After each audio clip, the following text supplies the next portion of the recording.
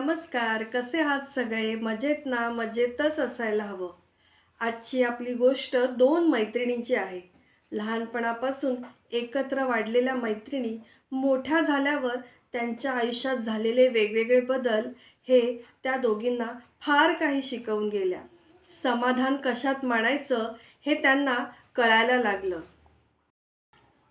स्वाती आणि सुरेखा या दोघी लहानपणापासूनच्या मैत्रिणी.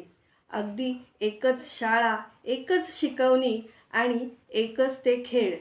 सतत एकत्र असल्यामुळे दोघींची स्वप्नही सारखीच होती. अर्थात ते शक्य नसतंच, पण तरी पण लहान वय होतं, त्यामुळे दोघींनाही सगळं सारखं करायचं होतं. पण खरं तर हे शक्य होतं का? तर खरंच होईल असं वाटत नाही. कारण कसं आहे, लग्न करून दोन वेगवेगळ्या घरी गेल्या. वेगवेगळ्या घरी वेगवेगळ्या वातावरणात वाढू लागल्या. वर्षाकाठी त्यांची भेट होऊ लागली.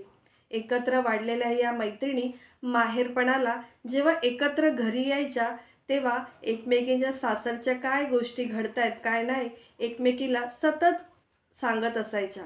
पण यातून व्हायचं काय, एकीचं किती चांगलं आहे आणि एकीचं कसं वाईट आहे हे एकमेकींच्या लक्षात यायचं. पण सुख कशात आहे, जे आपल्याला मिळालंय त्यात सुख माणून आयुष्य काढायचं असतं हे त्यांना कळतच नव्हतं. सतत सारखं राहिल्यामुळे एकमेकींबद्दल एकच मत होतं, अरे हिचं किती चांगलं आहे. एकीची परिस्थिती चांगली होती तर एकीची माणसं चांगली होती.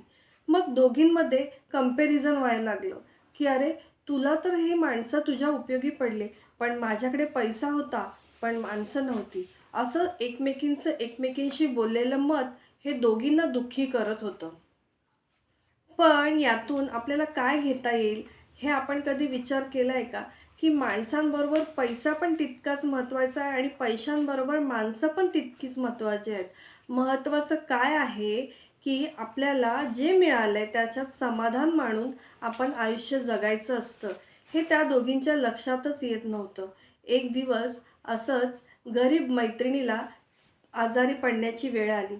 आजारी पडल्यावर तिच्याजवळ खूप सारी माणसं होती आणि श्रीमंत मैत्रीण तिला बघायला आली. श्रीमंत मैत्रिणीने तिच्या घरात पाऊल टाकल्यावर तिच्या खाटेभोवती 7-8 जणं अगदी तिच्या सेवेसाठी लागली होती. तिच्या मनात विचार आला, अरे माझ्याकडे पैसा आहे, माझा नवरा फॉरेनला कामाला जातो, पण जेव्हा मी आजारी असते तेव्हा मी एकटीच झोपून असते. फार फार तर डॉक्टरांना फोनवरून औषधं मागवून घरीच बरी होते. पण आजी माझी मैत्रीण जिच्याकडे पैसे कमी असतात पण तिच्याकडे माणसं आहेत आणि जी आजारी मैत्रीण असते तिला असं वाटतं की आज माझ्याकडे पैसे असते तर मी घरात लोळत पडली नसती, मी माझ्या चांगल्या हॉस्पिटलमध्ये असती. म्हणजे याला काय म्हणावं ना, खरंच समाधान कशात आहेत ते प्रत्येकीने आपापलं शोधणं गरजेचं आहे. त्यामुळे समाधानी राहायला शिका आणि आयुष्याकडे बघण्याचा दृष्टिकोन वेगवेगळा ठेवायला शिका. जसं आपल्याला जे आपल्याकडे आहे त्यात समाधान माना आणि आयुष्य जगा. गोष्ट आवडली आणि यातून काही घेता आलं तर व्हिडिओला नक्कीच लाईक करा, कमेंट करा आणि चॅनलवर नवीन असाल तर सबस्क्राईब करायला विसरू नका. धन्यवाद.